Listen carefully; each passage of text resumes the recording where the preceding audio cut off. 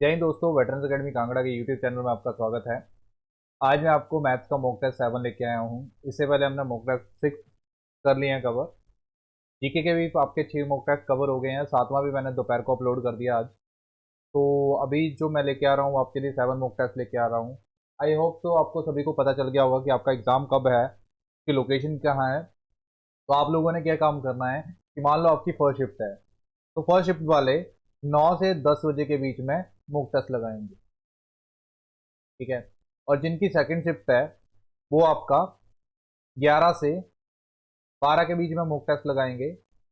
जिनकी third shift है वो 2 से लेके 3 बजे के बीच में मॉक टेस्ट लगाएंगे, क्योंकि रिपोर्टिंग टाइम से आधा घंटा बाद आपने, जो आपकी गेट क्लोजिंग टाइम है उसके आधा घंटे के बाद आपने मॉक टेस्ट लगाना है।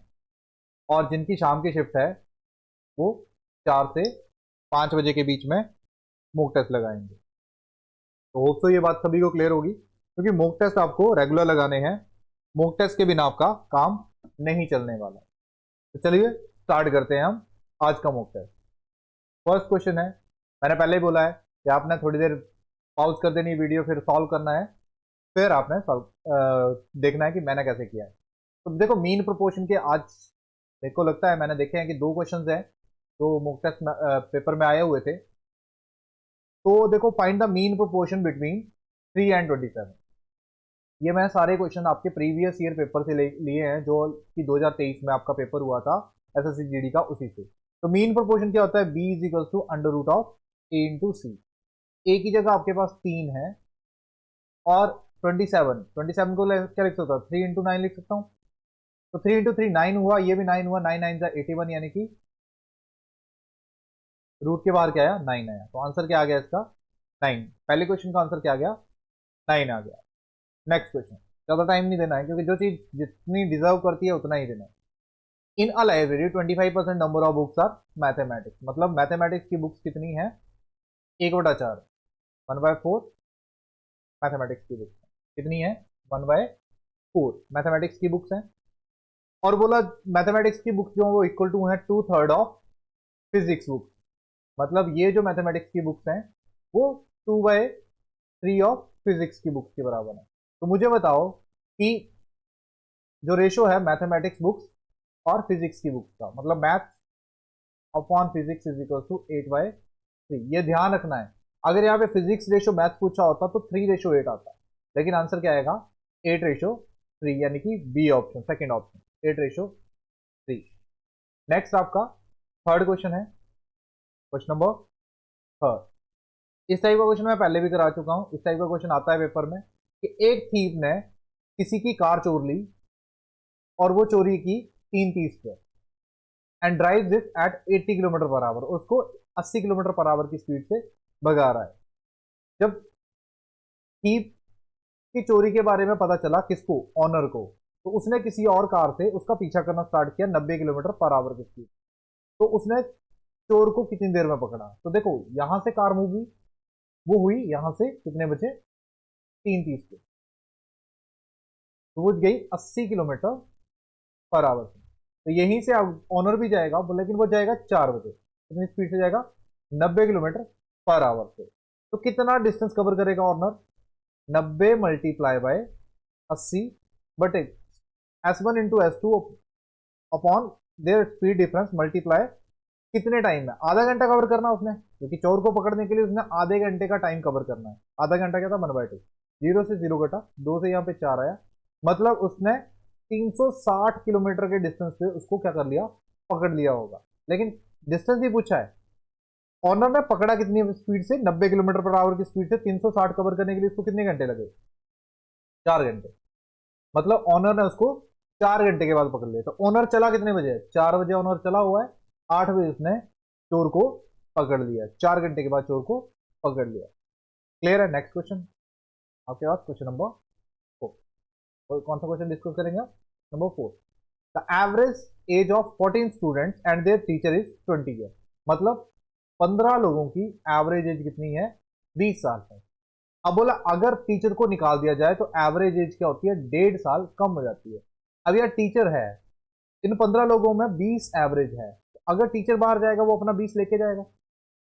20 साल तो ले गया, प्लस इसके बाद जो 14 लोग बचे उन सबकी 1.5 साल एवरेज एज रिड्यूस भी हुई, तो इतनी टोटल एज ले गया। तो 20 प्लस 21, क्योंकि 14 तो 15 से मल्टीप्लाई किया, 14 पंजे 70, जीरो आया, 7 कैरी आया, 14 कम 14 और 7, तो यानी कि 41 ईयर्स उस टीचर की एज थी। अगर इसको बेसिक से करना चाहो तो आप ऐसे करोगे, 15 multiply by 20 minus 14 multiply by कितनी एज कम हो गई, 1.5, यानी कि 13.5 डिवाइड बाय 14, ऐसे करोगे इस क्वेश्चन, तो ये लेंथी हो जाएगा। आंसर तो आ जाएगा लेकिन क्वेश्चन क्या हो जाएगा, लेंथी हो जाएगा। होप सो सभी को क्लियर होगा। आंसर आ गया 41, सॉरी 20 साल थी, यहां पे आएगा 18.5, 13.5 नहीं 18.5, 20 में से 1.5 कम होगा तो 18.5। Next question number 5, question number 5। अब इसका एचसीएफ निकालने का सबसे बढ़िया तरीका है आपको साइक्लिक ऑर्डर डिवीजन। कैसा है साइक्लिक ऑर्डर डिवीजन, लास्ट में आपको शॉर्टकट भी बताऊंगा कैसे करते हैं। 1156 को क्या किया, 1020 से डिवाइड किया, एक पे गया 1030, यहां से आया 6, यहां से 3, यहां से 1 और यहां कैंसिल आउट। अब देखो ये डिवाइड नहीं होता तो इसको रिवर्स ऑर्डर में 1020, 7 पे गया, 5 6 के 42, 13 सत्ते 91 और 4 95, ठीक है। तो यहाँ पे 8 आया, यहाँ पे कितना आया 8 आया, यहाँ पे 1 बचा था, यहाँ पे कितना बचा था 1 बचा था, एक 11 में से 5 कम हुए, 11 में से 5 कम हुए 6, 68। अब 136 को 68 से डिवाइड करो तो आपके पास आएगा 68 टू ज़ा 130, 68 ऑप्शन में नहीं क्योंकि इन दोनों का एचसीएफ आया है 68। अब मुझे क्या करना पड़ेगा, 850 को 68 से डिवाइड करना पड़ेगा, 68 बन जा 68, 15 में से 8 के 7 और ये कैंसिल हो गया, यहाँ पे आया 70, 68 बन जा 68, 70, 170 बचा। अब देखो 68 टू ज़ा 136, 68 टू ज़ा 136, कितना बचा 34 बचा। अब 34 से 68 को डिवाइड करना है, 2 पे गया 68, रिमाइंडर क्या है 0, लास्ट डिवाइड हुआ 34 से, आंसर आ गया 34। अब मैं सिंपल इसको कैसे करूंगा, मैं कोई दो नंबर लूंगा, इनका डिफरेंस ले लूंगा, क्या ले लूंगा, कोई दो नंबर लूंगा, उनका डिफरेंस ले लूंगा, इन दोनों का डिफरेंस आया 170, 170 से ऑन डिवाइड होने वाला नंबर, 170 किससे डिवाइड होता है और वो बड़ा नंबर भी होना चाहिए, 28 से डिवाइड होता है क्या, नहीं होता, 24 से नहीं होता, क्योंकि 170 में 17 दिख रहा है तो 17 दूनी 34, यही आ रहा है आंसर, यही होगा। हम डिफरेंस को भी ऑप्शन में चेक करते हैं क्योंकि डायरेक्टली एचसीएफ निकालना तभी होगा ये, या फिर हम डिफरेंस का एचसीएफ निकाल लेते हैं तो भी हो जाता है। नेक्स्ट आपका 6, how much time does Rakhi takes to cover a distance of 200 meter if he runs at the speed of 15 km per hour? अगर राखी 200 मीटर कवर करने के लिए 15 किलोमीटर पर आवर की स्पीड से कवर कर रही है तो कितना टाइम लगेगा, 200 डिवाइड बाय 15, लेकिन ये मीटर में, ये किलोमीटर में, किलोमीटर पर आवर को मीटर पर सेकंड में चेंज करते तो 5/18 आता है। तो यहाँ पे 5 है और यहाँ पे कितना है 6, 6 ऊपर चला गया, 5 बजे 25, 25 अट्ठा 200, 8 के 48 सेकेंड, 48 सेकेंड, तो आंसर क्या आएगा 48 सेकेंड। नेक्स्ट क्वेश्चन, देखो मैं कैलकुलेशन जल्दी कर रहा हूँ, आपको भी जल्दी करनी पड़ेगी क्योंकि पेपर में इतना टाइम नहीं होता। आई थिंक 7th क्वेश्चन है, Aman's cover a distance of 15 kilometre in 3 hours and a distance of 20 kilometre in 2 hours, average speed क्या होती है, एवरेज स्पीड क्या होती है, total distance upon total time, total distance upon total time, 15 और 35, 3 और 2 5, यानी कि 7 किलोमीटर पर आवर, आंसर क्या आ गया 7 किलोमीटर पर आवर। ये सेट बहुत आसान आया था, जिसको भी आया था चलिए बहुत आसान था। हाँ अगला क्वेश्चन बहुत अच्छा है, question number 8, S can complete a task of 50 दिन। एस किसी काम को 50 दिन में खत्म करता है। T can complete a task of 40 days. T उसी काम को करने के लिए 40 दिन लेता है। M can complete it in 30 days. M उसी काम को करने के लिए 30 दिन लेता है। एलसीएम आ गया 600। यहाँ पे आ गया 0 यानी कि 12 पंजे 60, 12 आ गया और यहाँ पे 15 आ गया और यहाँ पे आ गया 20। क्लियर। अब ये बोला कि S can complete all the days of week. एक वीक की बात कर रहे हैं, 1 वीक की बात कर रहा है। और एस जो है 7 के 7 दिन काम करता है। एस एक दिन में 12 काम करता है, तो 7 दिन में कितने करेगा? 12 मल्टीप्लाई बाय 7 यानी कि 12 एक 84, 84 काम। कितने काम? 84 काम कौन कर रहा है? एस कर रहा है। बोला अच्छा टी काम करने को आता है। T can work Monday, Wednesday और फ्राइडे। मतलब टी जो है सिर्फ और सिर्फ 3 दिन काम करता है। टी एक दिन में कितने? 15 काम कर रहा है। 3 दिन में कितने करेगा? 45 काम। उसी तरह एम है। एम जो सिर्फ सैटरडे संडे काम करता है। कितने दिन? सैटरडे और संडे, सिर्फ 2 दिन काम करता है। तो यानी कि 20 मल्टीप्लाई बाय 2, 40 काम ये करता है। तो टोटल कितने काम हो गए एक दिन में? एक दिन में काम हो गए 80, 40, 40 यानी कि 169। एक दिन के काम हो गए 169। सॉरी, एक वीक के। एक वीक में कितने काम हो रहे हैं? 169। दूसरे वीक में 169 हो गए। टोटल 600 काम है। तो उसने बोला है कि work in how many weeks work can be complete. कितने हफ्तों में काम कंप्लीट हो जाएगा? तो देखो पहले चेक चेक करो। 600 को 169, मतलब अगर मैं लगभग इसको 170 भी ले लूं तो 17 3 वीक तो लगेंगे। 510 काम होंगे 3 वीक में। तो 3 वीक से ऊपर लगेगा, लेकिन 4 वीक से कम लगेगा टाइम। तो 3 से 4 वीक में ये काम खत्म हो जाएगा, क्योंकि अगर 169 को 3 से मल्टीप्लाई करूं तो मेरे आते हैं 507 काम। और 169 को 4 से काम करूं तो 68, मतलब 1676 इतने काम होते हैं। तो ये तो 600 से ज्यादा हो गए। मतलब 3 से 4 वीक के बीच में ही काम लगे, टाइम लगेगा। तो यानी कि 3 to 4 वीक्स लगेंगे इस काम को खत्म करने के लिए। Next question. अब नेक्स्ट क्वेश्चन है, the radius of the base of right circular cone. Cone क्या होता है? राइट सर्कुलर कोन क्या होता है? ये आपका कोन क्या है? आपका कोन है। ये क्या होती है? ये हाइट होती है। और ये क्या होता है? रेडियस। और इसको बोलते हैं स्लंट हाइट या लेटरल हाइट। स्लंट हाइट या लेटरल हाइट, ठीक है। तिरक ऊंचाई जिसे बोलते हैं हिंदी, ठीक है। तो आपके पास क्या दिया हुआ है? रेडियस दिया हुआ है। रेडियस कितना दिया हुआ है? 7 दिया हुआ है। और क्या दिया हुआ है? Curve surface area. Curve surface area होता है पाई आर एल, जो कि कितना दिया है? 550। तो 22/7 इंटू रेडियस कितना आया? 7। और एल, पाई आर एल, एल कितना है आपके पास? नहीं पता। 550। 7 से 7 कट गया, 2 आया। और यहाँ पे कितना आया? 50 से कटिंग हुई 25। एल आ गया आपके पास 25। अब आपको एच निकालना है, ठीक है। क्या निकालना है? एच निकालना है। एच क्या होगा? एच स्क्र क्या होगा? L square minus R square. H आएगा आपके पास एल स्क्र यानी कि 25 का स्क्र 625 माइनस 49 का अंडर रूट। तो ये आएगा 576 यानी कि 24। एच आ गया आपके पास 24। अब निकालनी है वॉल्यूम। अब क्या निकालनी है? वॉल्यूम। वॉल्यूम होती है 1/3 पाई, पाई होता है 22/7, 1/3 पाई आर स्क्र एच। आर कितना आ गया? रेडियस आ गया आपका 7 इंटू 7 इंटू एच। एच कितना आ गया? 24। हाइट कितनी आ गई? 24। 7 से 7 कट गया, 3 से यहाँ पे 8 है। अब देखो आंसर देखना है, तो आंसर में 3 चीजें हैं। 11 का मल्टीपल देख लो, 7 का मल्टीपल देख लो, 8 का मल्टीपल। 8 का मल्टीपल है तो यूनिट प्लेस इवन आएगा, मतलब ये दोनों आंसर नहीं है, ठीक है। अब यहाँ पे 2 ऑप्शन हैं, इनमें से 11 का मल्टीपल देख लो या 8 का मल्टीपल, ठीक है। अब देखो 8 चौके 32, ये 8 से मल्टीप्लाई नहीं होता, तो यही आंसर होगा।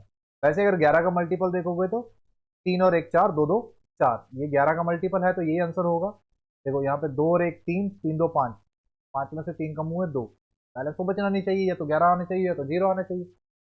11 का मल्टीपल, अब किसी ने नंबर सिस्टम नहीं पढ़ा है अच्छे से तो मेरी प्लेलिस्ट देख लेना नंबर सिस्टम की, बहुत अच्छे से डिविजिबिलिटी रूल सब कुछ एक एक चीज बिल्कुल ब्रीफ में समझाई हुई है। नेक्स्ट क्वेश्चन, अब क्वेश्चन नंबर 1 बोल गया हूं मैं। बोला एक बैट को ब्रॉड किया इतने में और उसको सोल्ड किया 8% लॉस पे। 4% की फ्रैक्शनल वैल्यू क्या होती है, सीधा लिख दो या छोड़ दो। अब उसने क्या किया, एक बैट को खरीदा, कितने में खरीदा, 750 रुपए में, और उसको 8% लॉस पे बेच दिया, मतलब 92% पे बेच दिया। ठीक है, अब यहाँ पे 4 से आया, यहाँ पे आया 23 और यहाँ पे आया 25, और 25 दिए 75, 30 आ गया। 25 दिए 75, 30 आ गया। 23 को 30 से मल्टीप्लाई किया 690, कितना आंसर आया 690। Next question, successive discount. Discount हमेशा क्या होता है, नेगेटिव होता है, तो -13, -19 plus plus -13 multiply by -19 divide by 100। क्यों, क्योंकि a plus B plus A B upon 100, A B upon 100, ये होता है फॉर्मूला सक्सेसिव डिस्काउंट का। लेकिन डिस्काउंट है मतलब कम हो रही चीज तो नेगेटिव होगी, तो 13 और 19 को ऐड कर दिए तो आपके पास आ गया 32, कितना आया 32, माइनस के 32 से कम ही आंसर आएगा, तो ये भी ऑप्शन नहीं है, ये बहुत ही कम है, ये भी बहुत कम है, तो ऑब्वियस ही बात है यही आंसर होगा, देखते ही पता चल रहा था, लेकिन फिर भी हम कर लेते हैं। 13 को 19 से मल्टीप्लाई किया तो आपके पास कितना आ गया, 13 को 20 से मल्टीप्लाई किया तो आया 260, 260 में से 13 कम किए तो 247 डिवाइड बाई 10 यानी कि 2.47 ये ऐड होगा, तो 32 में से 2 कम हो गए तो 30 आया, 30 में से एक और कम हुआ तो 29.53% का डिस्काउंट नेगेटिव था, इसलिए आंसर आ गया 32.53 का डिस्काउंट। होप सो सभी को क्लियर होगा। नेक्स्ट, ऑप्शन ही ऐसे दिए थे, इसको देख के ही कर लेना था। अब बोला क्या, एक शॉपकीपर है जो कि 20% का डिस्काउंट ऑफर कर रहा है ऑल द गारमेंट, और फर्दर डिस्काउंट 5% जब क्या कर रहा है कस्टमर कैश पे कर रहा है। तो बोला अगर जैकेट का कॉस्ट इतनी है तो वो मार्क प्राइस इतना है, तो उसको पर्सन को पड़ी कितनी की। देखो जैकेट की कॉस्ट कितनी है,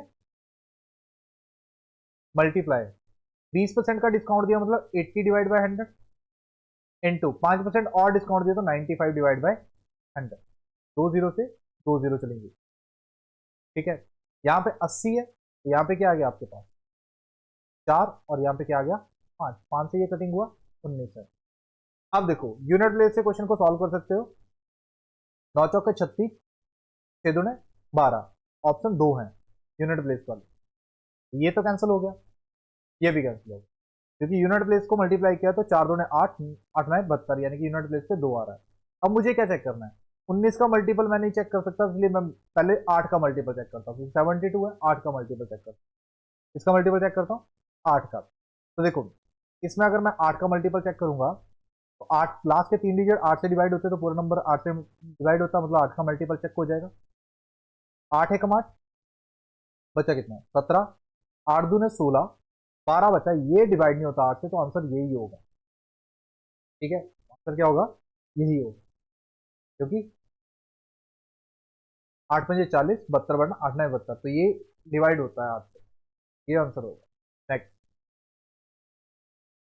अगर दोनों मल्टीपल निकलते 8 के तो मुझे क्या करना पड़ता, एट द एंड मुझे मल्टीप्लाई करना पड़ता। अब बोला एक हेमिस्फेरिकल बोल है आधी है, आधा, ठीक है, इसका रेडियस डायमीटर दिया 14, तो रेडियस कितना होगा, रेडियस होगा 7। Find the cost of painting, painting करने के लिए मुझे क्या निकालना पड़ेगा, कर्व सरफेस एरिया निकालना पड़ेगा, और कर्व सरफेस एरिया होता है 2 पाई आर स्क्वायर, क्या होता है 2 pi R square, 2 into 22/7 two 7 into 7, clear है, इंटू, अब उसके बाद क्या बोला, और उसको 15 रुपए पर आवर से, जो भी इसका रिजल्ट आएगा उसको 15 रुपए के हिसाब से पे करना है, क्योंकि 15 रुपए पर सेंटीमीटर, तो ये सेंटीमीटर स्क्वायर होगा, 15 रुपए पर सेंटीमीटर स्क्वायर से, तो इसको मल्टीप्लाई करना है, तो ये उसका डायरेक्टली पेंटिंग की कॉस्ट आएगी, 7 से 7 कट गया।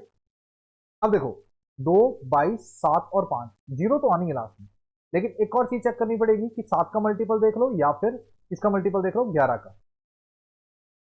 11 का मल्टीपल हमें आसान है चेक करना, 4 2 6, 6 में से एक गया, ये नहीं 11 का मल्टीपल, 7 3 10, एक कम हुआ 9, 4 2 6, 4 2 6, ये 11 का मल्टीपल है, 7 2 9 -6, ये 11 का मल्टीपल नहीं है, तो आंसर हो गया ये। वरना आप मल्टीप्लाई करो, फिर आप क्या करोगे, मल्टीप्लाई करोगे, 22 दूनी 44 और 15 सत्ता 105, 4400, और यहाँ पे 5 से मल्टीप्लाई किया 2 2 0 0 2 6 मल्टीप्लाई करोगे। नेक्स्ट नेक्स्ट क्वेश्चन है आपके पास कि the ratio of the cost price and mark price और कॉस्ट प्राइस की रेशियो दी है। तो पहले कॉस्ट प्राइस दिया है, ये ध्यान रखना, सीपी और एमपी की रेशियो दी है 3:4।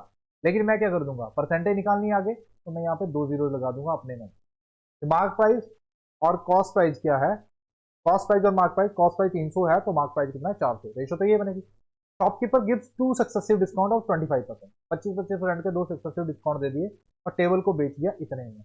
अरे मार्क प्राइस 400 है, 400 पे 25% यानी कि 3/4, 3/4, 2 बार डिस्काउंट दे दिया, तो 4 से यहाँ पे 100 आया और 4 से यहाँ पे क्या है 25, 25 को 9 से मल्टीप्लाई किया, 225 का वो बेच दिया। 400 रुपए की चीज 225 में बेच दी, लेकिन पड़ी तो वो 300 की थी। ऑब्वियस ही बात है क्या हुआ, लॉस हुआ। कितने का लॉस हुआ, लॉस हुआ आपको 300 में से 75 रुपए का लॉस हुआ। लेकिन 225 किसके बराबर है, एक्चुअली में वो बेची कितने में, 250 में, एक यूनिट की वैल्यू कितनी आ गई 10, तो यानी कि लॉस कितने का हुआ 750 का, लॉस कितने का हुआ 750। ये एग्जाम ओरिएंटेड करा रहा हूं मैं कि एग्जाम में कैसे करते हैं, ठीक है, क्लासरूम में ब्रीफ में भी कराते हैं प्लस शॉर्टकट भी बताते हैं। नेक्स्ट आपका इंपॉर्टेंट क्वेश्चन है, थोड़ा सा दिमाग लगाना है कि डिवाइड एलसीएम ऑफ 35 और 42 के को एचसीएफ ऑफ 32 और 40 के। मतलब एलसीएम 35 और 42 का एलसीएम निकालो, उसको एचसीएफ 32 और 40 के एचसीएफ से डिवाइड करो। एलसीएम क्या आ गया, 35 42 का एलसीएम क्या आ गया, 7 कॉमन है, यहाँ पे 5 बचा और यहाँ पे क्या बचा 6। इसमें एचसीएफ एचसीएफ है 8, तो 32 8 पे जाता है, 40 भी 8 पे जाता है, तो मुझे निकालने की जरूरत नहीं है। यहाँ पे 3, यहाँ पे 4, तो 7 में 35 105 डिवाइड बाय 4, 100 जाता है 25 पे 26.25 सीधा ही आंसर, तो लास्ट में एक एक्स्ट्रा जीरो दी गई, 26.25 इसका क्या हो गया आंसर हो गया। नेक्स्ट क्वेश्चन, नेक्स्ट क्वेश्चन में देखो मीन प्रोपोर्शन पूछा है, मीन प्रोपोर्शन बिटवीन 9 और 25, तो मीन प्रोपोर्शन होता है B under root of A into C. A की जगह 9 है, बी की जगह 25 है, 9 का रूट आ गया 3, 25 का आ गया 5, 5 ये 15, सॉल्व करने की जरूरत नहीं है, मात्र 3 सेकंड का question. Next question, in how many years 12,500 becomes 21,600 at 20% per annum. तो देखो अगर मैं सिंपल देखूं तो 12,500 को अगर 2 सालों के लिए चेक करूं 40% बनेगा, इसका 10% कितना होता है, मैं वाई ऑप्शन ही कर लूंगा, इसका 10% कितना होता है 1250, यानी कि 20% हो गया। 2500 रुपए तो मिनिमम इंटरेस्ट मिलना ही मिलना है, मिनिमम इंटरेस्ट कितना मिलना है 2500 रुपए, मिनिमम इंटरेस्ट कितना मिलना 2500 रुपए, 2500 रुपए तो कम से कम मिलेगा ही मिलेगा, लेकिन हमें टोटल इंटरेस्ट कितना चाहिए 9,100 रुपए, मतलब कम से कम 25 या 75, 3 बार तो लगेगा, 4 बार तो इससे ज्यादा हो जाएगा, कि 2 सालों में तो 5,000 ही बने, क्योंकि 1 साल में 2500 बन रहा है तो 2 सालों में 5,000 बने, 3 सालों में देखो तो 75,000 सिंपल इंटरेस्ट बन रहा है, और 4 सालों में सिंपल इंटरेस्ट थी कितना बन गया 10,000, लेकिन 4 साल तो होगा ही नहीं, तो मतलब इसका आंसर क्या होगा 3 साल, इसका आंसर क्या होगा 3 साल, वरना आप चेक कर सकते हो बेसिक से करके, 3 साल लगा के 3 3 1 2500, 2500 का 20% यानी कि आपका 10% 250, 500 आएगा, 500 का 20% 100, तो 25 या 7500, 1500 और 100, ये आ गया आपके पास 9,100, ये 3 सालों का इंटरेस्ट आ गया 20% के साथ। Next, under the simple rate of growth the population of a city P become 1.5 times of P in 10 year. मतलब एक सिटी है आपके पास, P सिटी है जो कि 1.5 टाइम्स हो रही है कितने सालों में 10 सालों में। तो बोला वही सिटी पॉपुलेशन पी 2p कितने सालों में आ जाएगी। अब देखो यहाँ पे कितने का चेंज आ रहा है, 1p तो ऑलरेडी है, 1.5p यानी कि 0.5p का चेंज आ रहा है, कितनी बढ़ रही है, कितने सालों में, 10 सालों में। तो यहाँ पे कितने का चेंज चाहिए, 1 का। 0.5p पॉपुलेशन बढ़ रही है 10 सालों में, तो p पॉपुलेशन कितने सालों में बढ़ेगी, 10 मल्टीप्लाई 10 डिवाइड बाय 5, 20 सालों में। डिवाइड बाय 10 आएगा ना डेसिमल, कितने सालों में, 20 सालों में। सिंपल था। और इसी कंसेप्ट को हम सिंपल इंटरेस्ट में कराता हूं कि कोई प्रिंसिपल डबल हो रहा है या 1.5 गुना हो रहा है 10 सालों में, तो 2 गुना कितने सालों में हो गया, 8 गुना। तो वैसा ही ये क्वेश्चन था। नेक्स्ट, ड्यूरिंग द, अब देखो इस क्वेश्चन को ध्यान से पढ़ना। During the first year the population of city is increase by 5%। During second year it diminished, 4% कम हो गई। At the end of second year, दूसरे साल के एंड में कितनी थी पॉपुलेशन, इतनी थी। तो बोला बताओ कि population at the end of first year कितनी होगी। तो पहले अगर मान लो पॉपुलेशन आज यहाँ की इतनी है, मान लो मैं कांगड़ा का हूं, तो कांगड़ा में पॉपुलेशन कितनी है, x। पहले साल बढ़ गई 5%, 105 डिवाइड बाय 100। और दूसरे साल 4% कम हो गई, मतलब 96 डिवाइड बाय 100। तो पॉपुलेशन कितनी होगी कांगड़ा की, 30,240। अब मुझे क्या निकालना है, मुझे पहले साल के बाद की पॉपुलेशन निकालनी है, मतलब मुझे ये नहीं सॉल्व करना है, इसके बाद का सॉल्व करना है। x इंटू 105 डिवाइड बाय 100 किसके बराबर आ गया, 30240 मल्टीप्लाई बाय 100 अपॉन 90। अब मैं कटिंग करूंगा, 6 के टेबल में कटा तो 16, 6 पंजे 30, 0, 6 चौके 24, 16, 16 थी 48, 2 बचा 24 बना, 16 एकम 16, बचा कितना, 16 एकम 16, 80 बना, 5 पे गया। तो मतलब पॉपुलेशन कितनी आ गई, 31,500। ये आ गई एक साल के बाद की पॉपुलेशन, तो यानी कि 31,500 ये होगी पॉपुलेशन। नेक्स्ट, और आई थिंक ये लास्ट क्वेश्चन है आपका। अब इस क्वेश्चन को ध्यान से देखो। Bahu can do a piece of work in 10 days. Bahu किसी काम को 10 दिन में खत्म कर रहा है। रमेश उसी काम को 12 दिन लेता है। कितने दिन लेता है, 12 दिन। एलसीएम कितना आ गया, 7, यहाँ पे 6 और यहाँ पे 5। अब उसने बोला कि Rohit takes as long as Bahu and Ramesh work would take working together. मतलब अगर बाहु 6 यूनिट काम कर रहा है, राम 5 यूनिट काम कर रहा है, तो सॉरी रमेश 5 यूनिट काम कर रहा है, तो जो आपका रोहित है, कौन है, रोहित है, वो क्या कर रहा है, दोनों का मिलके बराबर काम अकेला ही कर रहा है। मतलब वो अकेले 11 यूनिट काम कर रहा है। कितने दिन में कर रहा है ये नहीं पता, लेकिन 11 यूनिट काम वो अकेले कर रहा है। क्योंकि बाहु 6 यूनिट कर रहा है, राम 5 यूनिट कर रहा है, तो दोनों का मिलके काम वो अकेला ही कर रहा है, 11 यूनिट। तो बताओ कि रमेश और रोहित इस काम को कितने दिन में खत्म करेंगे। तो 60 यूनिट टोटल काम था, रमेश 5 काम कर रहा है, रोहित 11 काम कर रहा है, तो यानी कि 16 काम। कितने काम हो गए, 16, 4 चौके 16, 15 चौके 60, तो 15/4 यानी कि 4 की 12 बचे 3 बटे 4 23, यानी कि 3:3/4 23।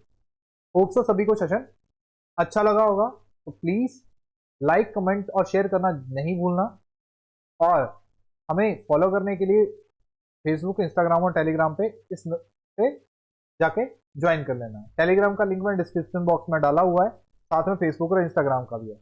अब हमें इस नंबर पे कांटेक्ट करके व्हाट्सअप कर सकते हैं। साथ ही में टैट का रिजल्ट आया, तो टैट के हमारे 2 स्टूडेंट सिलेक्ट हुए हैं, एक मेडिकल का और एक नॉन मेडिकल का। तो जो अगर कोई एचपी टैट की तैयारी करना चाहता है